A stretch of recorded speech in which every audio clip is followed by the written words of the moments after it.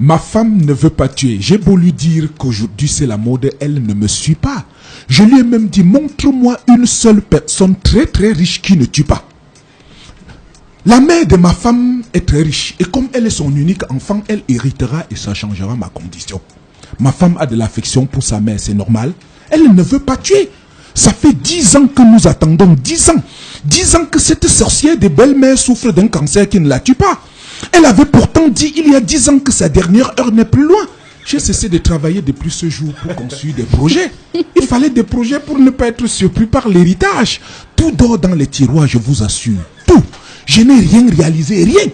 Ma belle-mère remet toujours à plus tard sa dernière heure.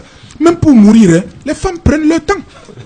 J'ai dit à ma femme de l'avancer pour que nos projets sortent des tiroirs et avancent. Elle refuse de supprimer la souffrance de sa mère. Quelle idiote! Laisser sa mère souffrir autant et dépenser tant d'argent pour des soins qui n'avancent pas, c'est mal voir l'avenir.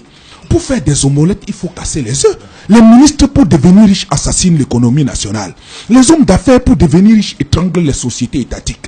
Les bourgeois pour devenir riches ne payent pas grand-chose à leur personnel qui crève de misère. Chacun doit commettre un crime. Chacun sent le moindre cœur. Et ma femme veut avoir du cœur. Le cœur sur le cancer. Elle ne trouve pas que c'est cruel pour moi d'attendre un deuil qui ne vient pas. Patriarche Waka Pogel.